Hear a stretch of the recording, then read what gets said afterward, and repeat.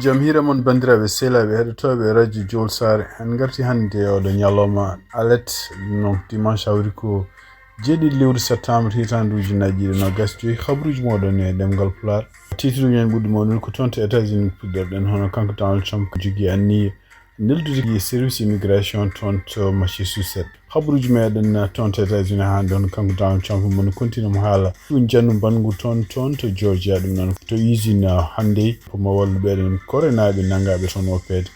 kono mo ñaagui korenaɓe kadi yo respecte luwaji immigration États-Unis habruji men international ko toon to Russie guiɗirɗen hono kamɓe rusinaɓe kadi ɓe mbaɗi hande koɓe meeɗen wadde ɗum noon ko ñallude bombardude hono capital ko wuuro ngo laamu président Zelensky laamu makko jooɗi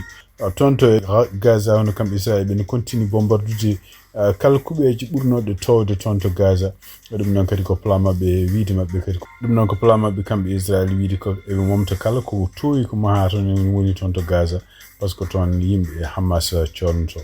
toon to Sénégal hande remaniement ministére baɗɗo toon hanki o nene continue haalede oɗo sa joni Madiambal Diagne réaction makko ko wiide wonde ko Ousmane Sonko joni ɓeydi rokkete doole habruji men cakkitorɗen international ko hakkude toon to Mauritanie Sénégal ɗum noon ko fate ndungu toon to Mauritanie waɗi won maayɓe sababude toɓoji toon to Sénégal kadi ne wayno ko préfet ji toon to jammiri wonde ko laaɗi e nattu hutorede hakkude hoore fonde e gure ɗumali ɗum noon koye nder jamma man gartu e holko woni sababu muɗum e kadi hol waktuji dokkaɗi kono hande ma ƴeew kadi toɓoji ɗaminaɗi janggo altine e ɓawo janggo toon to Sénégal e to won diwnuji toon to Mauritanie ko ɗum won titruji men ɓurɗi mawnude oɗo journal man gartu joni jañoɗen hen ko musidɗo mon Amadou haalde mon. أعزائنا المستمعين إذاعة جول ساري تمد لكم يد من أجل أنها تتعامل معكم من أجل أنها تشتغل معكم إذاعة جول ساري فتحت أبوابها بوجوه جميع اللي راغبين بأنهم يتعاملوا مع إذاعة جول ساري داعين الولوفيين البرارين الحسانين والسونيكيين وما يميز حد عن حد. إذاعة جول ساري تقدر تروج إعلانات وتحسيس والتغطية. إذاعة جول ساري موجودة من أجلكم، سعادتنا تكمل بالتعامل معكم. راديو جول ساري انترناشونال radio mon radio Jogol Sare ari weddo on jungo ngam yidde gollodade e mon e kala fanno no jidirɗon faltaaki capato pullo so ninki e wolof e kala leñol so jiddon ko wadanede publicité e reportage communiqué e rango radio Jogol Sare wonan do ko onon weltare amen ko liggondirde e mon dum non bisimilla mon.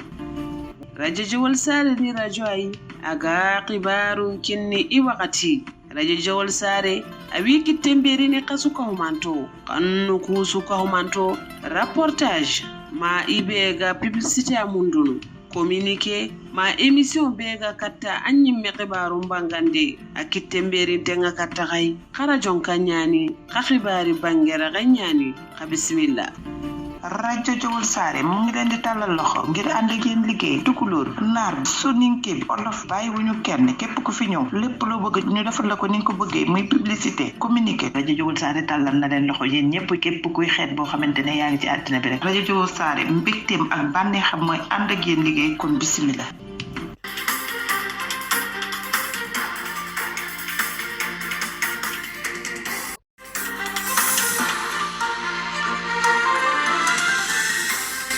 bandiraɓe sehlaɓe heɗotoɓe radio Jogol Sare jamhira mon no mbiɗen e gardin titruji men ni habruji men to États-Unis guiɗoɗen ko toon to Massachusetts ɗum noon ko état mo ganduɗa kanko Donald Trump kadi mo anni oɗo sa joni hol ƴeftude militaire uji nelduɗum toon ɗum noon e wiide makko kadi walla e wiide laamu makko oɗo état surtout wuuro wiyetengo Boston ko nokku mo ganduɗa na kamɓe immigré ji walla kamɓe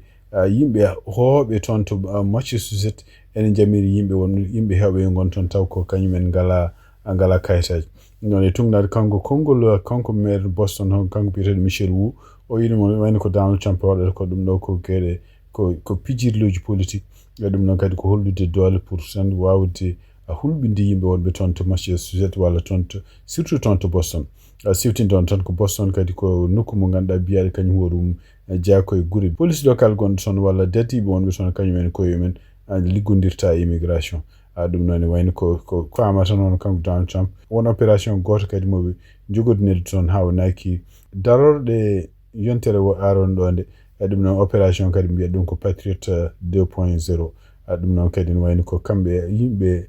federal umotoɓe caggal Massachusetts yimɓe kadi liggotoɓe toon koye immigration kañumen jantodirta pour ƴewde yiilade kala yimɓe ɓe ngala kayitaji wonɓe toon tugnade hande habaruji gummiɗo toon no wani ko administration makko waɗino kadi opération mbaɗo noon lewru mai ɓennuɗo ndu oɗon opération kadi ɓe mbawino nangude ken won 1,500 neɗɗo taw koye ɗon état Massachusetts ko wawi wonde fof ene wayni ko kanko gouverneur mo Massachusetts maire mo Boston ɓe mbi wonde ko Donald Trump waɗata ko ala ko changete politique mabɓe koɓe continuoɓe wadde kala ko yimɓe Massachusetts cuɓiriɓe e woteji mabɓe démocratique hande ko tugnade kadi ko yalti toon to Georgia hono jangu immigration wanno toon to usine pewno autoji taw ko usine jeeyaɗo toon to Corée du Sud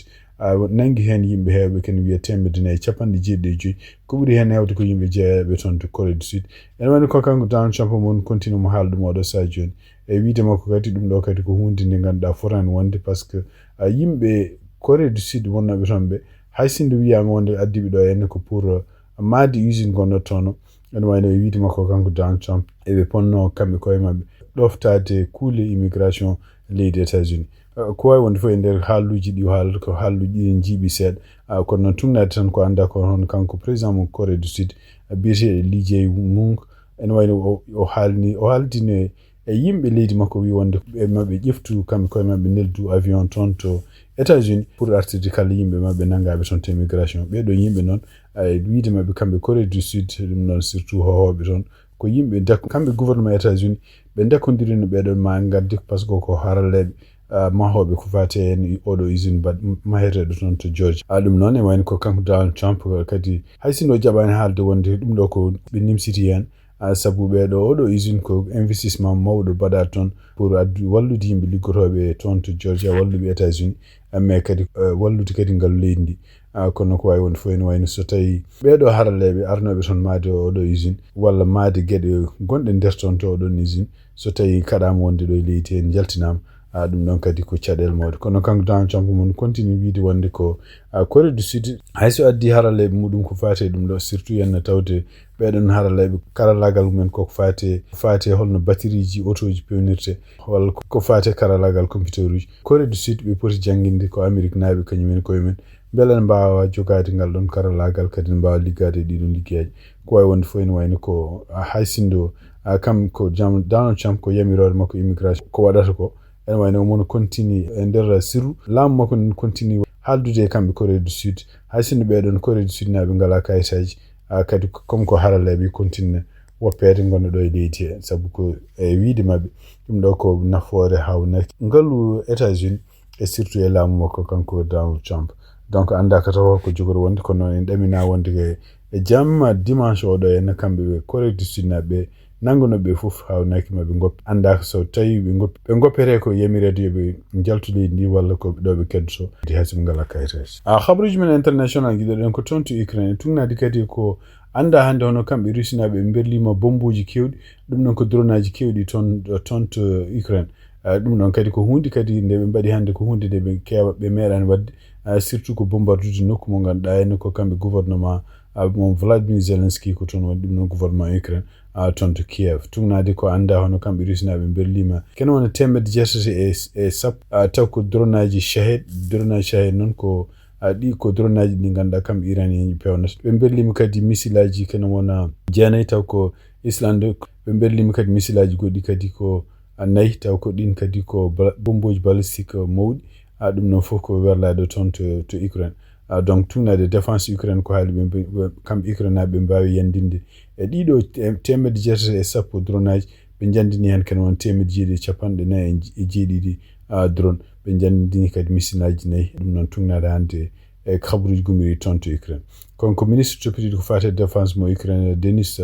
Shimal o haali kadi o wi wonde ko nguɗo janggo waɗi ko hande ko attaque kadi ɓurɗo mawnude e attaque mo Russie meeɗi wadde e ɗum noon wayno o haɓe kalani taw no foti mayɓe tan kono e wayno ko communiqué jaltuɗo kikiɗe e wi wonde ko ene wayno ko famɗi fof yimɓe ɗiɗo maayi toon e kadi yimɓe hewɓe gañima toon ko wawi wonde fof hono kanko président Vladimir Zelensky o wawi hollude mettere makko o holli kadi ene wayno ko oɗo sa joni ɗaminare wonde ko kanko président mo États-Unis Donald Trump hola réaction makko mo jogori wonde ɗum noon siftini ɗon tan kamɓe Ukraine e kamɓe Russie kawrital mabɓe walla jodigal maɓɓe ko hunde nde ganduɗa kanko Donald Trump o wino ko mawo ƴeew feere fof beele guerre o no darto o ƴeewino kadi o haalino kadi o wi wonde ko ƴeewata ko wonde ko hawno kanko Vladimir Zelensky kanko Putin pour ɓe joddo kono noon ko famata tan ene wayno ko e wiide makko kanko Donald Trump hono Putin ko waɗata ko joni ko ene wayno ko leltinde tan holno jam dañirta toon to Ukraine kanko Putin noon e nder communiqué ji ɗi o haali yontere ɓennude nde o wi wonde ko kamɓe militaire uji wonɓe toon to Ukraine taw ko yimɓe ɓe jeeyaka ɗon e leydi he ɗum noon o haalata ko yimɓe hawnaki komo tuumi wonde ko kamɓe jaaɓe OTAN eɓe neldi toon militaire uji maɓɓe ɗum noon ko wayno français ji walla ko wayno anglais ji hawnaki nan toon to Ukraine o wi kala ɓeɗo ɓewtini nena toon kanko hoore makko maw tuuɓo e ɓeɗon directement par ce que ɓeɗon kañumen koye men gari naati koye gueɗe ɗe potani naade ɗum noon ko wawi wonde fof ene wayno ko hande oɗo attaque kadi yande surtout henne e huɓere nde ganduɗa kamɓe ko laamu Ukraine ko hen jooɗi ɗum ɗo kadi ko hunde nde hesere wonande oɗo guerre ko wawi wonde fof ene wayno ko yiyaka building woni sami kono noon yiyama jeygol nene woni hen surtout won étage uji won e kadi dow huɓere nde yiyama bonandeji sibabude ɗiɗo bombuji hay sinno bombuji ɗi camminama won hen janoji e nokkuji wodat toon toujours ko bonni habaruji men hande toon to Gaza tugnade kadi ko yalti hono kamɓe Israël eɓen continue bombardude nokkuji ɗi ganduɗa kuɓeje kala ɗo huɓere wonde towde woni ɗum noon kadi en wayno ɗum ɗo fof ko plan ji maɓɓe tugnade communiqué ji maɓɓe kamɓe Israël naɓe pour wiide wonde ko kala ko towi walla kala ko luggiɗi ɗum noon ko tunnelaji gasade toon fof ɓe bonna ɗum par ce que nokkuji ɗi ganduɗa eɓe tumi wonde ko groupe Hamas ɗum hutorto pour sornude hen yimɓe muɗum walla wadde hen opération ngaji mum ko wawi wonde fof en wayno ko oɗo building kadi ko building gandaɗo woni hen ko appartement ji yimɓe kodi hen woni hen ko nokkuji ɗi yimɓe mbaɗa sport woni hen kadi ko bitikaji kono en wayno ko ɓe mbawino rentinde yimɓeɓe ɗum e bombardude ɗo building baɗɗo ken on étage uji 5 haade maɓe yandini ɗum noon e wayno ɗum fof kadi ko hunde nde ganduɗa kamɓe Israël ɓe mbaaje pour hoto ɓe nattu ko mbaɗata ko ɗum noon surtout ko leyɗele jeeyaɗe Europe e leyɗele arabe ɓen continue wiide woto mbaɗa ɗum kono noon kamɓe ɓen continue mbaɗa ko yiya kadi hande hono kanko Gavir ɗum noon ko neɗɗo mo ganduɗa kañum hoore mum kuɗo wonde tuɗo e nder laamu makko kanko Benjamin Netanyahu ko mbiyata wawi ɓingen ene wayno ko o yaadi yimɓe hewɓe ko settler uji toon to nokkuji ɗi ganduɗa ko taw ko palestinaɓe galleji mum walla guese mum walla nokkuji ɗi jeeyi kadi ene wayno ko ɓeɗon kadi ɓe o yaadi ɓe kadi kanko hoore makko taw police walla garde ne rewe mabɓe ne renaɓe kono ɓe mbawi kadi yiyede kamɓe koɓe pella palestinaɓe walla ɓe jana e galleji mum e bonna ɗumen ɗum ɗo fof ko hunde nde ganduɗa kanko Benjamin Netanyahu mo dalino waɗe toon to Gaza ko wawi wonde fof ene wayno ko kanko Donald Trump ɗum noon e tugnade kadi ko yalti toon to Maison Blanche hay sinno o haalnama o yi wonde bonandeji ɗumen kamɓe Israël mbaɗata ɗi omon continue haalde wi wonde ko ene wayno ko kamɓe Israël ɓe jaɓanimo proposition makko pour ko fate jeygol no dartorto toon ɗum noon e wayno ko kanko hoore makko mo rokki avertissement cakkitto ko kala yimɓe ɓe ganduɗa ɓe nanguno ko Israël naɓe nanguno ɗumen ko ñande 7 lewru octobre e ɓeɗon e gartiri ɗum noon kadi ne wayno ko Hamas en continue wiide won kañum hoore mum yiiɗi joddade e Israël naɓe kala négociation pour ƴewde honno guerre o kono noon ko wawi wonde fof ene wayno ko kamɓe Israël oɗo sadio ne ɓen continue jogade support ummade toon to États-Unis ɗumnaɗa hande habaruji gumiri toon noon kanko premier ministre Benjamin Netanyahu o haali no wi wonde ko opération ngaji militaire uji ɗi mbaɗata toon to Gaza ene wayno ɓe ɓeydi yañude ɗum oɗo sadio en ɓe mbi wonde ko koɓe kiisi oɗo sadio ko hiisa oɗo sadio en kene ɓuura temedere ujunere neɗɗo mbawi ummade ɗiɗon nokkuji ɗi ganduɗa ɗumen bombarta toon to Gaza siftinde on tan e kamɓe plan mabɓe ko moññude kala ko woni Gaza e wiide mabɓe riddude Hamas caggal muɗum wallude Gaza naɓe walla heddiɓe toon foof matude Gaza taw ko hunde kamɓe koye mabɓe contrôle ɗum noon kadi tugnade hande estimation Nations Unies ko haala wi wonde ko ne ɓuura million neɗɗo wuuri koye nokkuji ɗi kamɓe Israël naɓe ɓe jiiɗi bombude ɓe jiiɗi moññude ɗi walla ko saraji muɗum donc e wiide Nations Unies ko armée o walla gouvernement mo kanko Benjamin Netanyahu meeɗani haalde officiellement holde ɓe puɗɗoto opération ngaji mabɓe ɗum noon surtout opération ngaji ɗi ganduɗa moññude ngoɗo wuuro Gaza ɗum noon ko opération ngaji kamɓe laamu mo kanko Benjamin Netanyahu jaɓannoma toon to congrès mabɓe Knesset mabɓe gilay darorde lewru août ɗum noon e wayno continue habde Hamas e kadi jogade contrôle ngoɗo wuuro wiyeten Gaza e surtout kadi wawde heftude ɓeɗo nangganoɓe toon ñande gila 7 lewru octobre habaruji men international hande en wayno ko remaniement bannoɗo toon to Sénégal hanko ene wayno ko tungnade kanko Madiambal Diagne oɗo ramen wayno hawnaki laɓɓitini han kadi holla plan politique mo kanko Bachir Diomaye Faye kanko Ousmane Sonko ɓe jogui kono noon kadi ɓeydi kadi addude fayre walla addude kadi niɓɓere wonande hol anni e mabɓe kamɓe ene wayno ko kanko Madiambal Diagne wi wonde ko ɓeɗo ɗiɗo e wayno ko ha hande pamani ko gueɗe ɗi poti wadde ɗum noon surtout ene caggal nde laami kene won 17 lewru pamani gueɗe ɗi ganduɗa en ɗi leydi Sénégal yiɗi ɗum noon haali kadi kanko hoore makko haali wi wonde ko Sénégal naaɓe tampini ɗumen joni koko fate ɗamɗo ilam koko fate caɗele Sénégal naaɓe fof jogui ɗum noon caɗele ɗe ne jeeya hen caɗele parɗoye ngal ɗum noon ne wayno ko kanko hoore makko kadi o haali o wi wonde ko oɗo saa joni gouvernement kesso ala fof ko hollata ko woni hen ɗa en taw ko yimɓe jogiiɓe kaalis wonɓe caggal leydi kene mbawa wallude gouvernement e wiide makko kadi o wi wonde ko oɗo remaniement wawata wiyede tan ko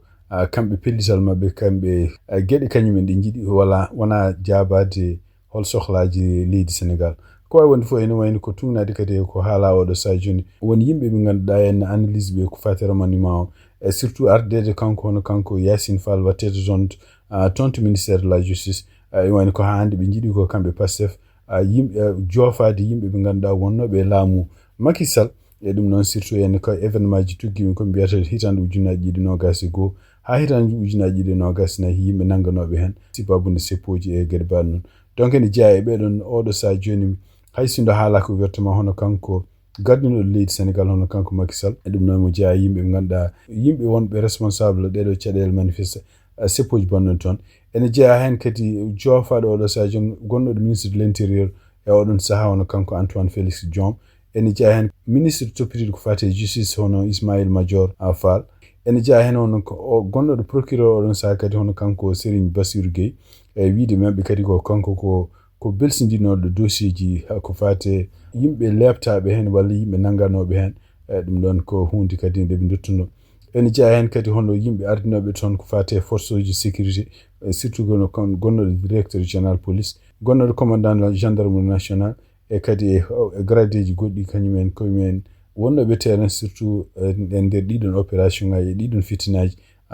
contre yimɓe sepannoɓe oɗon saaha ɗum noon ne wayno ko ɗum woni ko hawnaki ko addi kanko Yacine Fall ko wawi wonde fof ene wayno ko teskita tan ene wayno ko kamɓe ministre uji ɗiɗo sekaɓe ɓe ono kanko gonnoɗo ministre de l' intérieur kanko gonnoɗo ministre de la justice ɓe mbawi wadde kadi kamɓe koye message uji mabɓe pour yettude hono kanko Bachir Diomaye Faye e Ousmane Sonko kono noon wayno ko faama tan kadi ko yimɓe supporteri beltaki no fewi no ɓe ceekirani par ce que ɗum kadi ko hunde nde ganduɗa wona teddugal tunanade hande won jaydiyankoɓe toon to Sénégal habaruji men international hande ɗum noon ko tuɓoji gonɗi toon to diwan Mauritanie Sénégal Mali ene wayno kono fuɗɗima kontinde wadde kadi caɗele ɗum noon ko tungnade kadi e bindugol toon to agence mauritanienne d' information ene wayno ko kanko ministére toppitiɗo ko fate jabade caɗele patuɗe ɗiɗo jeeyeji e nder bulletin mabɓe moɓe bindi ñande dimanche hande 7 lewru septembre hitande ujunaji 2021 ɓe mbi wonde ko nokkuji kewɗi toon to Mauritanie mbawi dañde tuɓoji nokkuji kewɗi boni hen ɗum noon e tungnade kadi koɓe kaali ɓe mbi won suko goto mayɗo hen kadi suko o maayi ko toon to mo qaala kiis ko sibabude tuɓoji bannoɗo toon ko jooliɗo e ndiyam ɗam tungnade hande communiqué ko jiida e ɗum en wayno ko nokkuji kewɗi limtama toon taw ko nokkuji boniraɗi ɗum noon ko nokkuji kewɗi gonɗi toon to Mauritanie ɗum noon e nokkuji limtaɗi enen jeeya hen Hodel Gharbi ene jeeya hen Asaba ene jeeya hen Gorgol ko toon surtout toon to Ligsebe e Magam ene jeeya hen kadi Brakna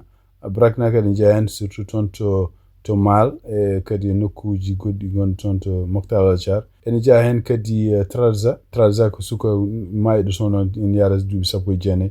taw kañum hoore ngu jooliɗo en jeeya hen kadi Adrar kadi waɗi toon to Attar surtout nokku Attar waɗi kadi tuɓoji bonni kuɓeji kewɗi gonni nokkuji kewɗi ene jeeya hen kadi nokkuji kadi gonɗi toon to ko teskita kadi ene wayno ko barrage fum glita oɗo sa joni ene wayno ko ndiyam yettima towoki ha yetti ɗum ɗon ko hunde rentinade wonɓe toon to ɗiɗo nokkuji toon kadi to banggue worgo to enen wayno ko donc tugnade hande communiqué gomiɗo toon to bindade toon to Seneweb hono kanko